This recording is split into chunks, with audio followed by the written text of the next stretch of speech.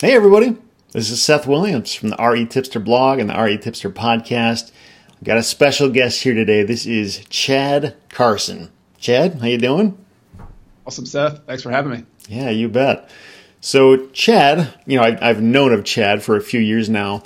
Finally got to meet him in person at FinCon 2017 this past year, and just a really cool guy. I mean, I don't know, there's something wrong with you if you don't like this guy. He's just super down to earth, super knowledgeable. He has a lot of great experience with real estate, and he's a great educator as well.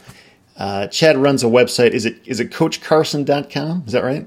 That's right. Yep. CoachCarson.com. Yeah, you bet. And Chad has also been on a lot of the same podcasts that I've been on, including you've been on BiggerPockets. Is that right? Correct. Yeah. Yep. That got me started. Yeah, we both got our start there with the blogging and some podcasts. So yeah, absolutely. It's just a great network to be plugged into. And Chad has also just put together a book that is being published on behalf of BiggerPockets as well, which I believe it's called. Is it Retire Early with Real Estate? Am I getting that right? That's it. Yeah, okay. Retire Early with Real Estate, and coming out August 23rd, 2018. Okay. Sweet, sounds good. And Chad, for those out there who don't know you, can you tell us what is your backstory? Like, how did you get into real estate? Where are you coming from in that realm? Sure. Yeah. So about 16 years ago now, from where we're talking today, I got started with real estate, and I started right after college, actually. So it wasn't really something I expected. I tell people it was an accident, but I wasn't expecting to stay with the business. And so I basically became a full-time investor, and then also invested for retirement as well. So I think that's kind of the distinction. People get into the business. Some people are just doing it on the side, part-time hustle. Other people are getting into it full-time, and kind of like you, I do both. But when I first started getting out of college, I was a biology major in college, studied German, played football. So I really wasn't going down this path deliberately. But luckily I knew my father and mother had invested in rental properties in the past, and I wasn't really thinking that's what I wanted to do. But I read a couple books that they had on the shelf, and I thought, this is pretty interesting. And I was applying to med schools, but didn't really want to jump into that right away. I wanted kind of a break.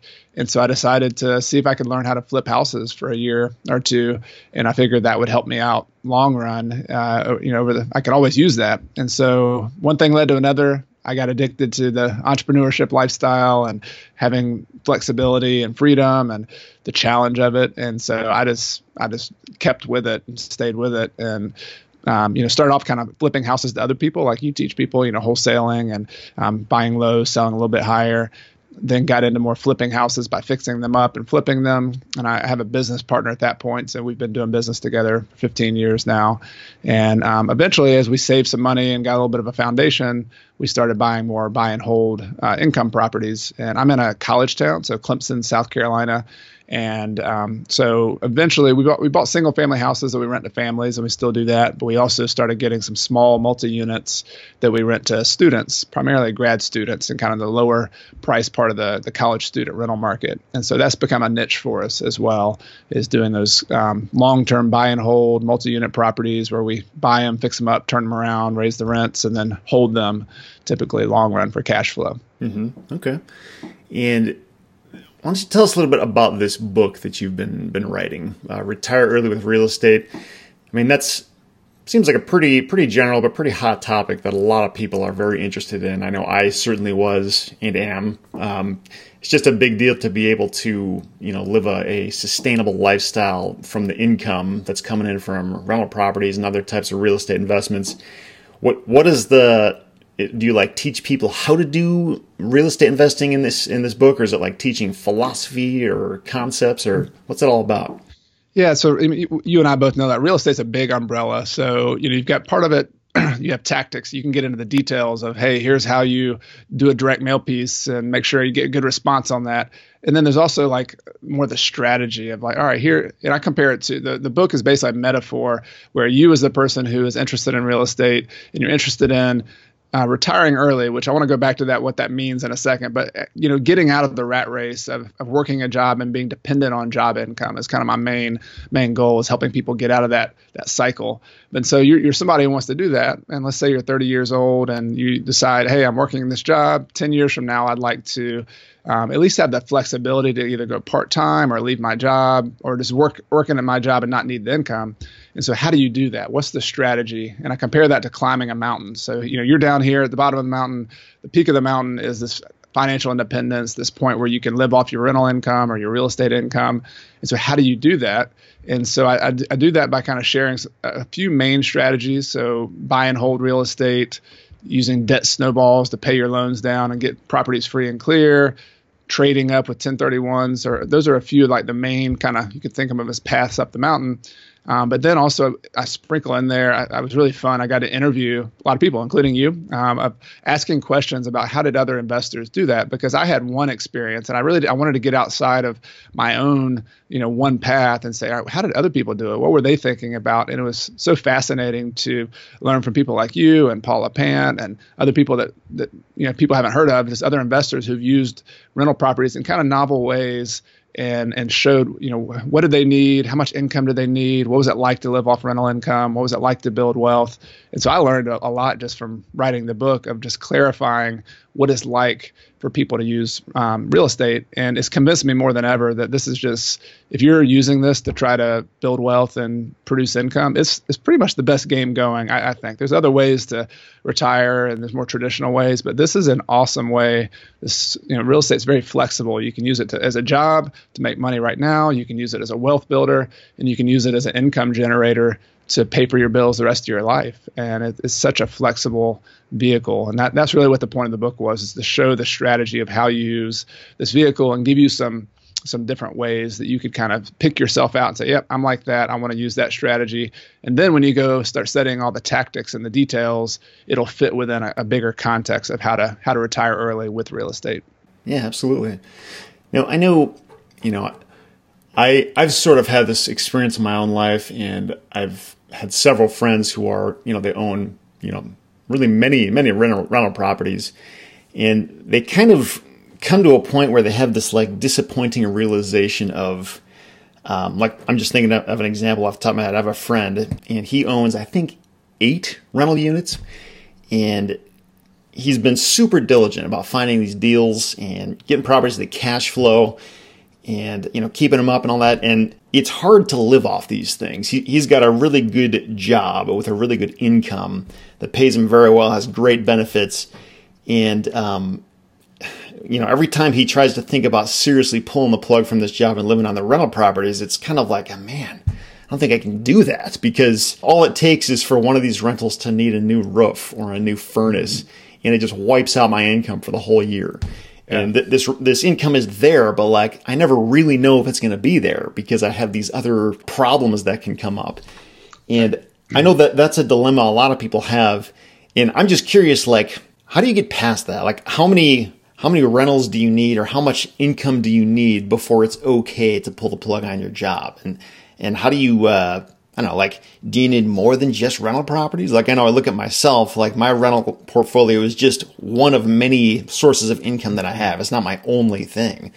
And I know you're, from what I know of you, you've lived in Ecuador, other parts of the world, and you've got a pretty healthy rental portfolio that's supporting you. How do you do that? Can you explain a little bit more about your thoughts on how that works? Yeah, I mean, it's a really good question, because I think one of the concepts that I realized myself, because I thought I would be able to live off my rental income a lot earlier than I did. I mean, I've been doing this 15 or 16 years now, and it really wasn't until 3 or 4 years ago, and after we got through the down cycle of the real estate market, which is another thing that we all have to deal with in real estate, to where I really felt confident that money was there. Because I was like your friend. I would have, all right, I think I've got this income coming in. It worked for 9 months, and then I'd have a big vacancy, and I had to invest money in it.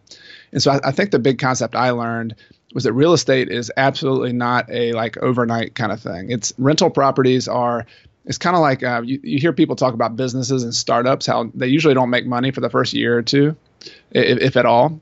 Well, real estate is like an ultra slow startup. It's something where it's probably going to take 10 years before you really have a stable portfolio that generates rental income that you can be confident in. And why is that? One reason is because what you said, there's a lot of capital expenses that sort of work themselves out over time. So roofs, heating and airs, those sorts of things. But at this point, we've sort of, not that it's perfect, but we've got a point where we have a schedule and we say, all right, every year we look at our properties. We say here, these properties probably need roofs in 5 or 10 years. Here, these properties need heating and airs, like all the big expenses. And we start estimating those, and we actually budget those and say, all right, here are our normal maintenance. We've got some good records for the last, for many years. We need to set aside this much money additional for these kind of capital expenses. And so I think it's a budgeting thing. I think all of us, it's not just your friend, it's not just me as well as everybody. We kind of have a kind of a clouded vision of what the numbers are going to look like. And so I think as you stabilize, as you get 5, 10 years into this, you really see what your properties are how they're going to perform, and then you can estimate for the future better based on that. That's one thing. The other thing is I think capital structure is really important. So what does your debt to equity ratio look like? And I've kind of gone back and forth on this because there's advantages to keeping some leverage. There's advantages to having properties free and clear.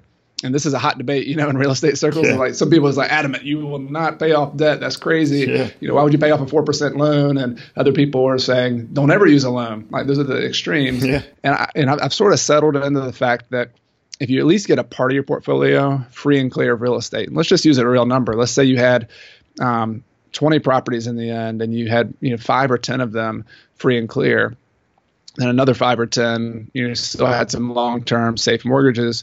What that does for you is it reduces your risk because it reduces the risk if the market falls out from under us, if rents drop, if we have another Great Depression, you have some stability there.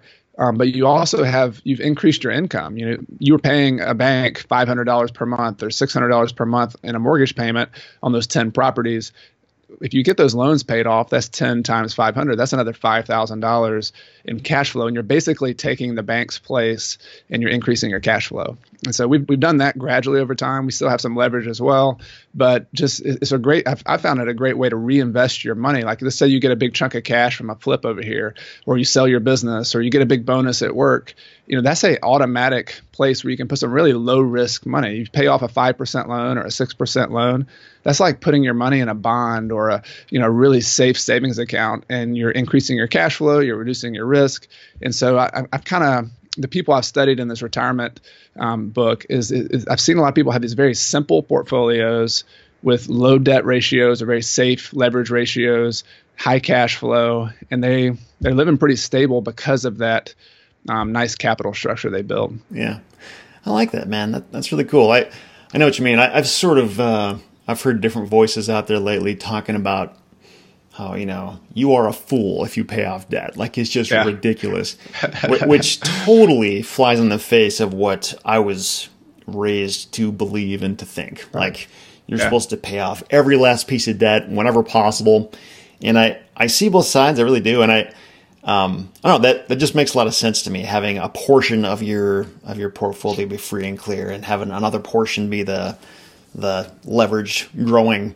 I'm just curious, when you say that, like what portion of your overall portfolio do you think should be free and clear in a perfect world? Like half or a third or a quarter of it, or what do you think? Yeah, I mean, if we simplified it, I think you'd ask a person like, what's your risk portfolio? Like, what is your risk profile? I consider myself pretty, I'm an entrepreneur. I've taken risk, and so I'm not as risk averse maybe as some people are. Like, Dave Ramsey on one extreme, he went bankrupt in real estate actually doing what we do, but he borrowed way too much and he had commercial debt, and so I think he's like super risk averse. And there are people like him who relate to him, and I think that's fine. They would have 0% leverage, 20% leverage. For me, like my long-term stable goal at this point is to have about 30 like a third leverage. Right now we're more like at 50%, and I'm not like in a hurry to do that. We used to be at 70%. That's so. I think the place we've gone overall is 70% to 50%. Long run, I think we want to continue to get lower, but we made a decision a few years ago. We had a big chunk of capital from selling some properties and saving some money, and the idea was, all right, we could go and pay down a bunch of debt, go from 50% to 30%. Or if we have another opportunity come along and we see some really good properties, and this was 2016 when we were doing that, we could reinvest it. Like, which one should we do? And we decided that we would just be really disciplined with the criteria that we would buy from. And if we found a really good deal that had a lot of good upside and it was not risking the whole ship, we could then go buy that property. And that we made that decision. We actually bought a 28 unit property that had some development potential long run and had good cash flow once we raised the rents. And so I think it was a good decision. We still have more leverage than maybe we could have, been even more low debt and low risk. But I think for us in our position, it was probably the right decision. And now we have extra cash flow and extra equity. So, but I think it's a personal decision. That's one thing I tried to convey in the book is that, my way is not your way. Like there are a few different paths up the mountain. There are different risk profiles. We're all a little bit different. And so your job, all of us, is to pick know ourselves and then pick within the huge umbrella of real estate, the strategy and the kind of risk profile that you want to take. And it's okay. It can work. There's people who make it work every single way. It might take a little bit longer taking one path, but then later on it might go faster. And so I just wanted to give people an idea of like, here's what you can do. Here's what I've done. Here's what Seth's done. Here's what this other person's done. Find yourself there, and then kind of put a plan together. Yeah, no, that's cool, man. I like that.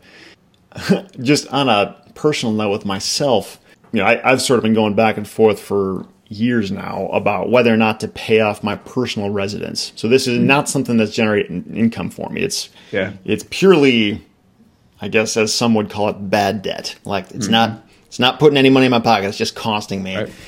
And maybe it's dumb for me to own my own home in the first place. I don't know. That's up for debate too. But where I'm at now, do you think it's smart to pay off my mortgage, or should I be saving my cash to plow that into properties that are going to produce income for me? Yeah, I'm in the same boat as you, Seth. We have a mortgage on our house, and my wife and I, go back and forth on this because we have a 3% mortgage. It's, 15 years. It's really, the property's worth 200 and we owe 80 or 90,000. So it's like, oh man, this is not, is not the smart thing to do. Like as an investor who's trying to grow your portfolio. But I'm sort of, and this is a debate we can just talk about, like one of the arguments for paying it off for us is that growth is not the priority as much for us anymore. Like I still want to grow. Like I'm 38 years old. We've got a lot of time, and growth is certainly important. But there's this pendulum of growth versus safety and hassle, low hassle. And I've got young kids, and so more and more my pendulum has been swinging towards low hassle, low risk, increasing my flexibility and time. Like the trip I took to Ecuador was all made possible because I was spending a little bit of time on real estate and a lot of time on these other things, and I still had income coming in. Yeah. And so like for my house, I'm kind of leaning towards paying it off at some point. Although I have other days where I'm like, you're crazy. You've got, I think it might come down to, and again, like if I have just a easy, this is a no lose kind of real estate deal that falls in my lap, and I've got $80,000 set aside to buy it, and I could go buy this property and own that rental free and clear and have a really good income producing property that pays for my mortgage and then some, I might make the decision not to do it. But if more and more, like this is kind of interesting part about the market cycles. I've been back for a few weeks from Ecuador, and I'm looking at properties, and even compared to 2016, you can notice that the market is much tighter. It's a little bit harder in my area, at least, to buy good deals. The cap rates are lower. So if I go out there and look and can't find any deals that are reasonable, that makes me even more likely to pay off debt, because then I have a guaranteed return. I have low risk. I'm not having to chase returns on where I really feel like I'm not compensated for the risk of taking that, putting my money in something. So again, I think it comes down to like personal preference, which I kind of explained my personal preference. I'd be curious to hear yours too. But then also like what's the layout of the market look like for you? Like, are there deals available? Are you out hustling and finding great properties? If you are, then, maybe that cash could be better put to use somewhere else. Yeah. Yeah. I feel like financially speaking, I guess when you can just come down to like doing the math and the numbers, like it probably does not make the most sense to pay off my mortgage, but right. I still want to. Like it's like it goes beyond financial matters. It's more of like a psychological peace of mind thing. Like I just want to know that nobody can ever take this house away from me. Like if the bottom falls out, if the market crashes, if every business endeavor that I'm working on just suddenly fails overnight. Granted, I don't know what the chances are of that ever happening, but you never know. I mean, crazy stuff can happen. And if the worst ever happens, like, it's okay. Me and my family, we still have a roof over our heads, and nothing's going to happen to that. Yeah. And I think there's like almost an unquantifiable value to that, because, just the whole peace of mind thing. And, I realize there's ways I can make more money, but you can kind of always make that argument. Like, no matter what kind of returns you get on anything, there's always like, oh, but what if? There's this other thing that I could have done better on. So I don't know. It's one of those, it's kind of like the baseline, like the foundation of like, I just want to stop this bleeding, and then I can go crazy with other stuff. I like it. So I don't know, but I don't, I think it's fine if people have other philosophies, kind of like what you were saying. Like, it's not wrong to think differently than I do, but that's sort of just where my thought process leads me to. I like it. Yeah, it reminds me, Seth, of like, why do we buy insurance? We buy life insurance and things like that to give us some peace of mind. It's sort of like that. It's almost this emotional, financial decision to say, it's not the best thing. I'm having to spend money on this insurance, and I'm probably never going to make any money off of this. But at the same time, it gives me peace of mind. So yeah, I think you convinced me, Seth. I think you pushed me over the edge. Awesome. Well, I know one of the things you mentioned in your book is. I think you say you don't like the word retirement. You prefer the words financial independence. What do you mean by that?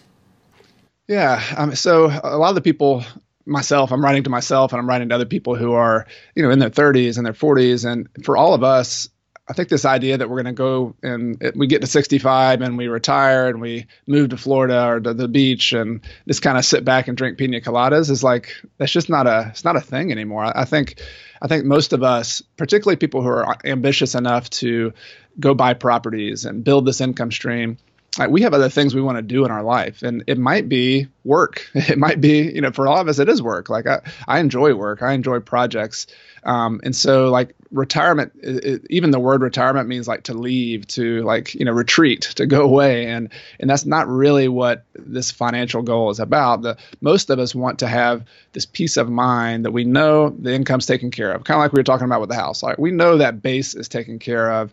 Now we can go and do things that matter. Like, we can go find out. And that's so personal that, for me, it was at this point in my life, it was traveling with my kids and being able to spend more time in a foreign country and learn a foreign language and, eat all my meals with my kids and get to know my kids better and not be running on this rat race. That was important to me. 10 years from now, 15 years from now, there might be something else. And that's been fun thing I've had being a blogger, just hear all of the different stories of like, why do people want to invest in real estate? Why do they want to make money? And it's everything. It's from taking care of my mother. It's taking care of my kids. It's contributing to this nonprofit. It's starting this business that I've never always wanted to do and I haven't been able to do it. It's working in this different job that makes less money, but I really want to do it. I mean, like, teachers are a great example. Like, teachers are so underpaid for the value they give to society. Think about a middle school teacher, a high school teacher, how important that is, elementary school. And there are people who are teachers who are working a finance job because it pays 3 times more money, and they should be teachers. There's preachers. So there's all sorts of like, that's really the purpose behind, for me at least, making money. And so like, when you finally get to this point of financial independence, you're independent from the need to work for money. Now, what do you want to do with your life? It's wide open. You're like a kid again. And I think so many of us, myself included, is we get in that kind of that track of like making money, working a job, security, that we almost like lose that imagination of saying, what do we want to do with our life? And it's, first it's a little bit overwhelming, then it's exciting. And that's kind of the point I'm at now. I'm just like, all right, what next? What do I want to do? And it's, I'm an entrepreneur. So for me, blogging and writing and getting to have these kind of conversations is it's just awesome for me. But that's what I hope to encourage everybody else to do, is like, let's figure out that thing that you should be doing, that deep down in your soul, you're like, this is it. And then let's use that as the energy to buy properties, to produce income. And then along the way, don't wait. Don't wait till you're 65. You could take little mini retirements. You could figure out a way to take off for a month from your job, maybe 2 weeks, maybe you're ambitious like me and you go away for 17 months. But like, take some kind of time away and kind of test out this theory that what you're actually wanting to do in the end is actually a good thing, because it's all an experiment. We're all having to figure this thing out as we go. Mm-hmm. Yeah, I know what you mean. It really is a shame when you see people, and there's a lot of them out there. I mean, I almost might even venture to say, like, the majority of people are like this, where, like, they don't really love what they're doing. They're kind of just, like, putting up with it until they can retire at age 60, whatever, or something like that. And it's, man, when you think about that, like, it is a shame. Like, it's just really, really unfortunate. I mean, and I think what it comes down to for a lot of people is that, like, everybody is born with, like, these inherent gifts, things that they're great at. And many times those things can be monetized, but, like, they haven't discovered what it is yet. Like, they took the safe approach, or the approach that they thought was, like, the wisest, things that would pay the most money. And that's why, like, you hear of people who are doctors and making tons of money, and they hate their life, and they're trying to get out of it. They feel stuck, which seems kind of backwards, because, like, why, you work so hard to get here and you're doing so well financially. Why would you want to get out of this? But I think it's a very, very common thing.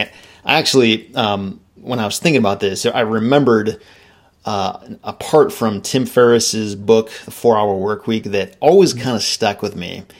And I actually copied it here. I'm going to just try to paraphrase this, but essentially what he says in the book is, retirement as a goal or a final redemption is flawed for at least 3 solid reasons. First of all, it's predicated on the assumption that you don't like what you're doing during the most physically capable years of your life.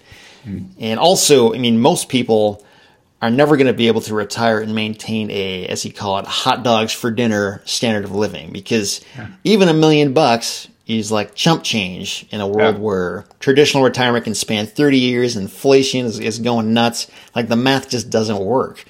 And even if the math does work, like, let's say somehow you do find a way to save enough money to retire, it means you're probably, like, super ambitious and hardworking, and you did a lot to get there. And, if you finally get to the point where you retire, you're going to be so bored that you're going to, as he says, stick bicycle spokes in your eyes.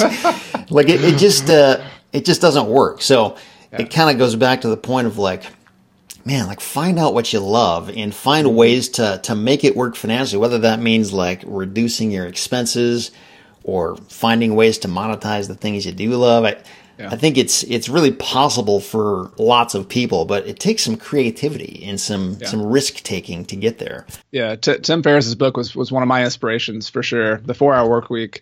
In 2009, I took before my wife and I had kids, we went on a little mini retirement for 4 months, and that was basically like the kick in the pants I needed to say, all right, you need to, like, do this thing, like, just test out this theory. Exactly what he said, like, why wait until the end of your life to see if this is what you want to do? And so we went on a backpacking trip to Spain and South America, and in Peru and Argentina and Chile and Patagonia. And so, that's exactly. And it's also the point, though, like, I find a lot of people who are attracted to this message, like, I'm a spreadsheet nerd, we like to do math, and we're going to get all into this, like, we got to get this exact number that's going to, in the end, I'll have enough money to eliminate all of my worries, and I'll have complete security when I have this many properties, when I have this much money. And it's sort of a fallacy, because yes, we have this goal. Yes, we try to accumulate this much money, but it's also the security you get personally, knowing that I can produce income, I can have flexibility. And so to me, it's like, it's kind of a game. It's more of like, yes, you need a foundation of income. And in the book, I talk about, like, what if you generated $60,000 a year in income and from your rental properties, or maybe, whatever a number is, that's like a base, like, and maybe you made $120,000 a year in your job. So you're not making the same amount as you don't need to replace your income. What you do is give yourself a base that you don't need to go to work for. And then, all right, you're 40 years old, you're 45, you're 50 years old, you still got life ahead of you. Like, what do you want to do? And, you and I are on the internet. We know how, like, any hobby you have, you can go on the internet and make a little side hustle out of it. There's just cool ways to do it. You can podcast, you can blog. And so that's kind of what the do what matters part of it is. It's wide open. I mean, you've got whatever you want to do after that is available, is possible, and you can probably make money with it too. And so I kind of see real estate as kind of like our foundation, our base, that then allows us to jump off and do all this, whatever else you want to do. Mm-hmm. Yeah, absolutely. Now, in your book, you have a little part where you're talking about how I think the way you word it is that massive real estate empires are not always better. And I'm curious, what do you consider to be massive, and, what are the downsides of having more properties, more income, and a bigger empire? Yeah, so this is I wrote an article about this on BiggerPockets before I wrote the book, and it was like the most commented article I've ever received, and the most love-hate kind of comments as well, because if you listen to a lot of real estate advice, the most exciting, interesting stories are often the ones where, look at this person, they did 100 deals this year. Look at this person, they have 1,000 units. Yeah. You ought to get big, go big or go home. Mm-hmm. And the issue I have with that is like that's cool. Like, we're in the United States, capitalism's awesome. Like, the sky's the limit. If that's what you want to do, go for it. The thing I push back against, though, is like, you don't need that huge empire of 1,000 units, of even 100 units, like to produce the income you need to do what matters. Like, let's just do some math. Like, let's say you had 10 houses that each rent for $1,000 per month, and let's just say half of the rent goes towards your operating expenses, taxes, insurance, maintenance, vacancy, management, and so you have $500 left over per house. If you had 10 houses times 500. Every month, and if you had no debt, that's the key part. Like, if you had these properties free and clear, 10 times 500, that's $5,000 per month. 5,000 per month, that's 60,000 per year. 10 houses, 10 little single family houses that rent for $1,000. And for most people that I actually did a survey before the book, like, most people said, 50 to 70,000 bucks a year, I would be in pretty good shape. And, and that's 10 houses. It's not a huge deal. And so I guess my point there is that find out what's your reason for wanting to own a bunch of properties. And if it's because that's exciting and you want to go build this big thing, that's awesome. But just I personally got into the trap. So in 2009 or in 2003, 4, and 5, as I was getting my business started, I sort of borrowed goals from other people. I've watched a person who was flipping 50 houses a year, and I said, oh, they're flipping 50 houses a year. Each house they made $20,000, so that's 50 times 20,000. That's $1 million. Oh, that's cool. Let me go see if I can make $1 million a year. And as naive as that sounds, that's when we started building the business, the acquisitions funnel, the flipping houses, the people to help us, and we ended up in 2007 buying 50 properties.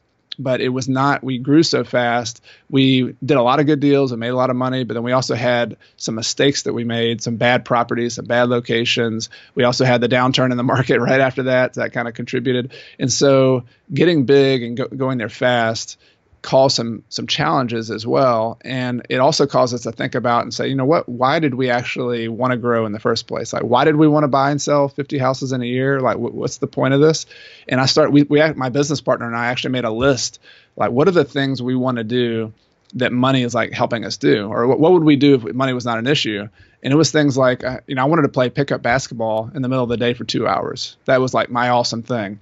I wanted to go hiking with my, girlfriend at the time, who became my wife. I wanted to travel abroad. And when I quantified those things, it really was not, yes, those things cost money, traveling, buying an airplane ticket, but it was like I could go for 6 months abroad for $15,000, and I could play basketball for free. But what I really needed was flexibility. I needed free time. And so a big, huge empire of properties, it can be done. Like, you can build it. You can eventually get it systematized. You can eventually hire people out, but it's not the easy kind of path that you think it would. There's some challenges. There's some risks that go with it. And so sometimes I like to ask myself the question, like, what's the simplest path I could take that would accomplish my financial goals? Because that simplest path is going to also give me more free time. It's going to give me more flexibility. And so me personally, I'm not there yet 100%, but I'm continuing to try to figure out, like, what's my simple place that I want to be at and try to get there. Yeah. In your book, you talk about something called FIRE, which I think is from Mr. Money Mustache. Is that right? It's that same community. Yeah. Financial independence, retire early. Yeah. This whole concept of retiring early, I think of somebody like, somebody who's similar to myself, where, I have wife, 2 small children, have a nice house. And if I was employed with a job that paid me enough to cover all this stuff, the idea of shunning my career sounds just ridiculous, like just a pipe dream. Like, why would I even think that? There's expenses, there's obligations. I can't just snap my fingers and like walk away from my job tomorrow. If somebody is in that place and they're starting from nothing, they have no real estate, nothing going other than just their, job, really. What do you think is the best first step? Like, how do you get started? Like, what's the action plan that you would take if it were you to try to get to financial independence? Yeah, so I'm sort of assuming they're motivated to do that. Like I'm assuming that they are in that job. They don't see it as possible to leave, but they do. They're like, man, I want to do this. Like if I could do it, I would. Mm-hmm. So that's important because that kind of burning fire, that desire to do it is great, because there's some people who say, I don't have anything I want to do. Like I like working my job. There's nothing else I want to do. I like I'll have money to buy my cars and do stuff. And if that's you, I guess I'm not speaking to you in that case. And that's fine. But the person who is motivated, like the first question I would ask, like I see there's kind of two main paths. There's people who have enough time and there's people who have enough money. And so like if you're getting into real estate and you have a lot of extra time, let's say you're, I'm thinking about a firefighter. Like I have some friends who are firefighters, and they got into real estate because they would have these 3 or 4 intense days per week. They were on, they're working. But then they have like 5 days off. They would give them these awesome schedules. And so it was perfect. Like they had a lot of free time to go out and make offers on properties. And so it made a lot of sense for people in that case, where there's not a lot of room. Like they like their job, but there's not a lot of room to like climb the ladder and make a lot more money in their profession, but they like doing it. And so it made more sense for them to turn real estate into a side hustle where they invest their time and energy to go out and flip some houses and make some money. So that's like one way I would say like, are you in that situation? Or are you in another situation where you have a really lucrative profession where if you're working 40 hours a week, but you could work a little bit harder, you could work extra, there's a lot of bonus potential, and you're making $100,000 now, but you could make $200,000 just with some extra effort.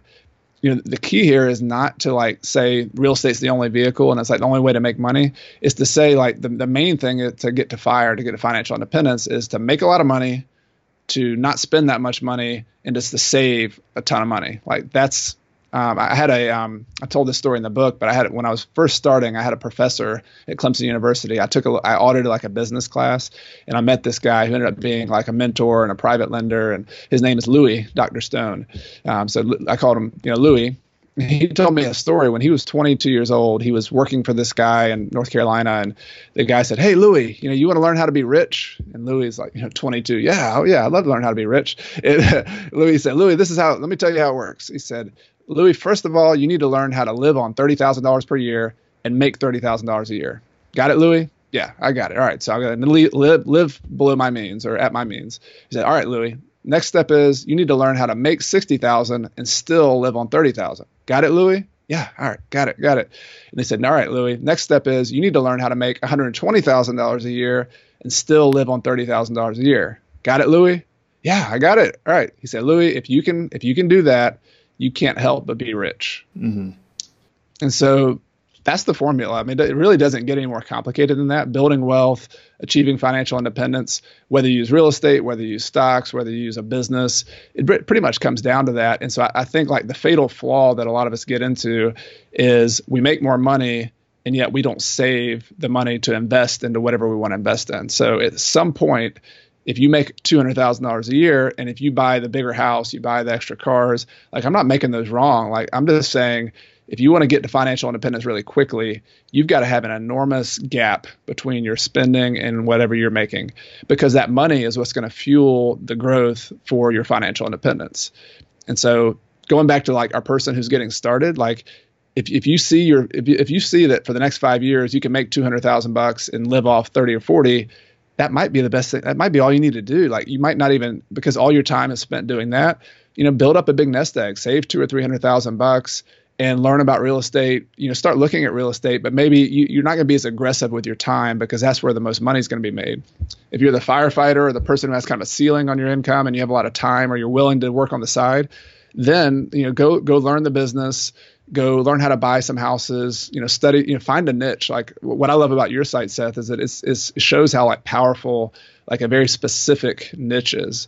If you're just a generalist and you're just, I just invest in real estate, like that's not enough. Like you got to figure out some niche that you can make money in, whether that's land investing and learning from Seth, or, college rentals, or flipping houses that are in older neighborhoods in a big city, or, there are tons and tons of little niches. And so that firefighter is going to find on the side, like some niche. They're going to learn that niche. They're going to learn how to find good deals. They might flip a couple deals, but then they're also going to start learning how to keep some as well.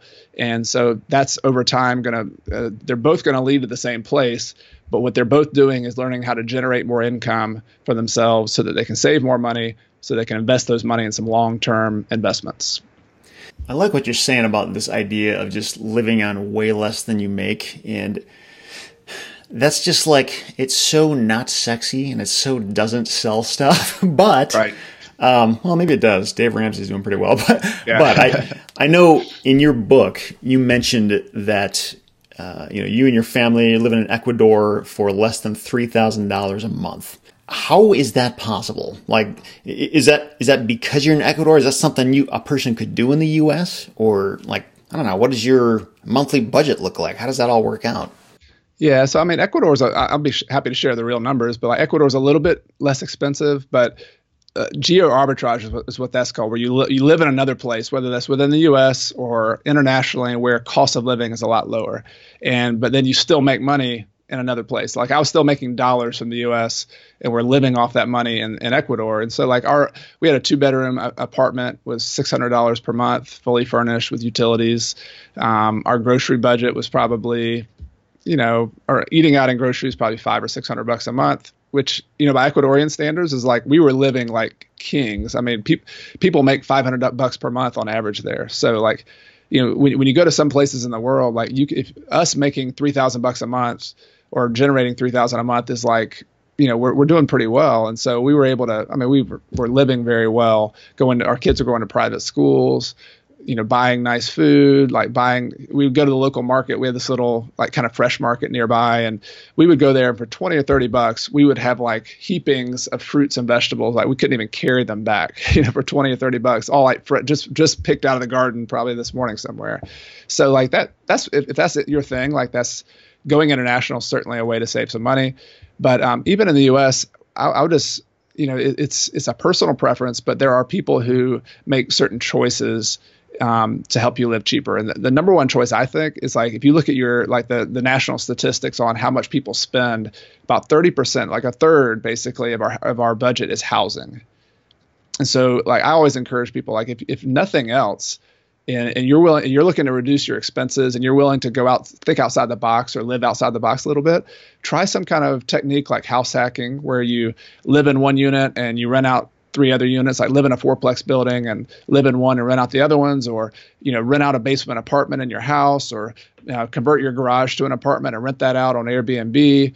If you start thinking outside the box, and you can take that, from a third of your budget down to like 10% of your budget. So let's just say you have a $5,000 a month budget, and you reduce your housing. Well, let's use $6,000, because $2,000 a month would be your housing bill. If you can take that $2,000 a month housing bill down to like $500, you've just saved $1,500 per month that you can then invest in other things. You can start saving that for down payments on real estate. You can, whatever you want to do. And so like housing's a big one. Cars are a big one. Like I drive a 2004 Toyota Avalon, which has leather seats. It was nice in 2004. It's not super nice now, but it's fine. It works for our family. And it's a priority thing. It's thinking like, I would rather buy freedom and flexibility right now in my life than I would buy the super nice car or the super fancy house. It's a priority. And it doesn't mean I don't want to drive nice cars. That doesn't mean I don't want to eat out at nice restaurants. We still do here and there, but it's that prioritization of saying, all right, if I do this, like in 5 or 10 years, I can live more flexibly. I can do this. But then the interesting thing for me is that you think you're like sacrificing and you're not happy for 5 or 10 years. And that's not the case at all. It's like you start spending your time doing things that don't cost money. You go to the park with your kids, you play Legos, you go on, instead of going out at an expensive restaurant for a date, you go on a picnic. That doesn't decrease your happiness just because you aren't spending a bunch of money. I think we kind of get get conditioned to that. And so it's it's a lifestyle, it's a kind of a mindset, but it starts with that prioritization of saying, I've got to save money. Like, what can I do to find some ways to cut the big expenses? And that's sort of what we've done. Yeah. Yeah, man, I hear you. Our family has a similar situation. We've got, 4 people in our family. We're kind of at a stage where, our kids are really young, so they don't have like sports and stuff that we're driving them to. But, as a result, we have one car in our family, and it is a 2003 Buick Rendezvous. And the average person would probably be ashamed to be seen driving around in this thing. I mean, you said your car used to be nice. Ours was never nice. It was never nice. I'm just kidding. It was probably nice a little bit. But I mean, all this to say, it's like, frankly, I don't need to do that. It's more of a, like, I don't care that much. But when you don't have to pay the price of like having to keep up with the Joneses or like look like you're rich, it frees up a lot more things in your life that you can enjoy doing. And it's worth that. I'm not going to remember all the great drives I had in this car, but I am going to remember the times I had with my family, having breakfast with them, being able to have lunch with them and really do stuff on a Tuesday afternoon if I want to. And it goes a long way. I agree. And I think that's been my main motivation is like, if you think about that we call it a rat race for a reason, is because every time you spend money, it takes a commensurate amount of work to produce money to pay for that thing. Yeah. And so like every time you buy something, if you think about it and say, you know what, that's going to take my life energy to buy that thing. Like, and this going to take, I'm like basically using my life energy for the next 5 years to buy that car. Yeah. What else could I do with it? It's an opportunity cost. I could invest that in my family. I could invest that in my business. I could just do nothing. Like I could just like read a book, That's kind of what it's come down to for me. It's like as I said, it's just not, it's not worth it. It's not, I don't have to compare myself.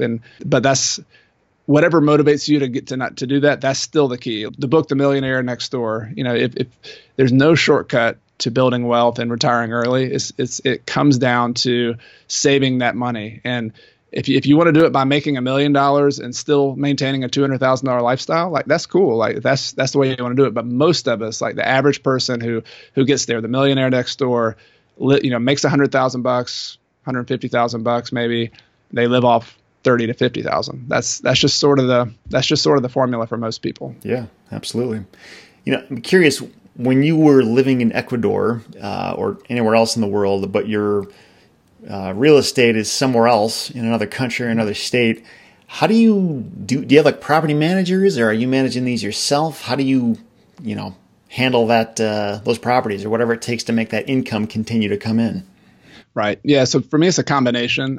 It's a combination of people and systems, and people being the number one. So we have about 90 units, and I say we because I have a business partner. So between the two of us, we have 90 units, and so we have 2 solutions. Like part of our properties, we have an awesome person who's been working with us for 10 years. She started off as a bookkeeper, and we sort of trained her up, and she was interested in learning other parts of our business. And so she eventually became a person who could be like an administrative person, take customer service calls from tenants, handle maintenance calls, help us with leasing. So putting signs out and putting ads up, taking calls, getting all the application information. So she does like, what I'm saying is like 90% of the leasing and property management work for us. I still, like in Ecuador, 1 or 2 hours a week, I would still pay all of our bills. So like she would enter all the bills. I would then go and look at the bills, use my online bill pay, press a button, pay the bill, ask some questions if I needed to. But it was just pretty straightforward. And so that's about 60% of our properties. And then we also hired a property manager for another piece, just because it got a little bit too big for her to be able to handle all those. And so, the property manager does even more. So they handle all the maintenance, they pay all the bills, and then I get a statement every month that I then go through the statement. And I still do my bookkeeping, and that's something I learned how to do bookkeeping from scratch. I feel really strongly that that's no matter what. Like if you're a rental property owner, like we're still the manager of those assets. We might not manage the property day to day, but I like to look at our business and numbers and say, all right, here's a spreadsheet. Our rent should be this, but it was this. And our maintenance expense was this, but it normally is like a lot lower. Why was our rent lower? And so I go through and figure out, okay, these 2 properties are vacant. That's okay. They're getting turned over. this one, the person didn't pay their rent. Oh, I better ask about that. Like, is that going to be okay? Have we resolve that? And so like, that's my hour or two I spend just looking at those kind of key metrics of the rental business, and then asking questions to the people on the ground and seeing like what's going on. And with technology today, I know I love your website and all the different technologies you talk about. It's awesome. I mean, you can run your business from abroad. If you're in California and own properties in another state, if you have a team there on the ground and technology, you can do it. And I did it from Ecuador, was able to do that. But it comes down, you still got to have people. Like, this is not a completely armchair business. Like, upfront, there's a lot of upfront effort with real estate. And so I put in the upfront effort, my business partner and I did, to build a good team, to build some good systems. We have some property management software we use, have some checklists and some operation manuals that we use. And all of that was a build up to the point to where we eventually could say, all right, now we can pay somebody else to do this work, and it still produces income, it still works, and it's still stable. So that's the work that leads up to a mini retirement or taking off and doing something else. Yeah. Out of curiosity, what property management software are you using? I use Buildium for our properties that we manage ourselves. Sure. I also use Cozy, which I think you encourage people to use Cozy as well for my kind of personal. My wife and I have a couple rentals personally, so Cozy is awesome. It does so many things for free, so I've really been excited about Cozy. And then we also use spreadsheets, just kind of Excel spreadsheets, just to manage some of the just overall, kind of put all the information together and look at it kind of in one glance. Yeah, it's interesting what you were talking about, how you learned accounting from scratch and do all that stuff yourself. That's one of those things, like, I'll be the first to admit, like, I cannot stand accounting work. Like, I'm not good at it. My brain just kind of shuts down when I have to do that stuff. But at the same time, reminds me of a conversation I was having with one of my professors when I was doing my MBA, where we were doing an accounting class, and he was telling me that he used to work for, I think it was Deloitte, doing audits and stuff on different businesses. And immediately I was just like, man, I don't think I could ever do that. That just sounds like terrible, which is, now that I think of it, kind of a rude thing to say to him. But he was saying, honestly, there is no better way to become an expert at accounting and to learn everything about the ins and outs that makes a business tick than by doing audits. Like, as boring as it might seem, like, you really, really, really will learn what you're doing. And I learned through that class and another subsequent finance class that, like, the accounting stuff is unbelievably important to, like, really, really understand, like, where's your income coming from and where are the biggest expenses and how do you really diagnose and dissect and correct the issues that come up in your business. And a lot of people just kind of want to put the blinders on because it's not fun to do that stuff. But man, like, it will serve you so well if you can really embrace that stuff and understand how it works. I agree. I'm 100% agree. And I think, to your point, like, not all of us are going to be like, enjoy doing the day-to-day part of the accounting. I think that's fine. But being able to read reports and understand reports and dig into the reports and know what it's kind of like learning to sweep the floors in a store. If you're a store owner, like, you better learn how to sweep the floors and clean the bathroom first, because if you're going to hold other people accountable to do that, you've got to know how to do it. And so to me, like, if you're in any entrepreneurship business, like, bookkeeping is like the sweeping of the floors. Like, you've got to learn that. And I still kind of stay involved. I think just because it's the little part that I'm maintaining. I like to pay my own bills. I don't want anybody else doing that. I've heard other people outsourcing that part and losing a ton of money, and that's where money can get stolen or whatever. So I just don't want to put anybody in the temptation to do that. But it also keeps your pulse on. It doesn't take a lot of time, and it's just an hour, here and there. But it keeps a pulse, like you're saying, and then it lets me if something's wrong, I can then pinpoint it right away, talk to people, and it keeps your mind sharp. And I compare it to, like, I'm a big Matrix fan, like the movie The Matrix. It's kind of like when they were the part where he saw the whole world in, like, little digital, like, little computer signals. Mm-hmm. That's kind of how I look at bookkeeping. It's like you can look at your entire real estate business in, like, little ones and zeros, and that's kind of how it's like a superpower. That's just turn it around. It's not boring. This is like a cool, like, superhero Matrix kind of thing. Yeah, man, that's a great analogy. That's kind of how I see it too. I never thought of it that way. Cool, man. I'm trying hard there. I'm having to market bookkeeping. I got to do what I can do. Yeah. So, Chad, as we kind of wrap this up, is there any, I don't know, last advice or just words of wisdom or lessons that you've learned that you would want to share with people who are listening to this? Maybe they're like already well on their way, or they're like, man, I've got to get out of this rat race thing. Like, what do I do? Do you have any suggestions or anything you want to say to those people? Yeah. So, I mean, the fact that you're interested in it and you're passionate about it, like that's the big first step. Like it's kind of going back to the Matrix. Like you've got the itch now, and like now you're starting to recognize all these things that are kind of wrong with the world, and you want to break free of the pattern. What I would say is like, it's that old adage of like spend the people you spend the most time with, or kind of like the average of the 5 people that you spend the most time with is what your income will be, what your weight will be. Like, try to start averaging up, like, hanging out, you're watching a podcast, you're listening to a podcast, or you're watching this video now. Like that's what I'm a self-help, like personal growth, learn, education kind of person. Like I'm always trying to study people who I admire, who know something I don't know. And so like the more time you spend doing that, I think it's the better. Like the education and educating myself has been like the hands down the best use of my money and time, like easily since I've started, and I continue to do it. So if you're doing that already, find a person. Seth's an awesome one. So if you're learning from Seth and you can stay in touch with him, you can follow his blog, you can do that. Like that's going to help you average up. You're going to find other people who are doing this, because let's be honest, like in your day-to-day world, not everybody is thinking all of this is okay. Like they might even be thinking like, you're crazy. You're 30 years old and you're talking about like leaving your job at 40. Like that's nuts. Like you're why would you do that? Why would you even consider it? And yet if you're interested in it, yeah, there's other people who are doing it, and you're going to have to sort of think outside the box and hang out with other people virtually or wherever who also have those goals. So I think that's important. It's going to make it easier to implement the details, easier to learn, easier to grow as you move along. Mm-hmm. Awesome. Cool, Chad. Well, I appreciate it very much. If people want to learn more about you or get a hold of you or anything like that, what's the best way to do that? Yeah, thanks. My home online is coachcarson.com. So I write a blog there. Every week I have a newsletter, and my articles are about these topics, financial independence, real estate investing, landlording, and I dive into different topics, different case studies.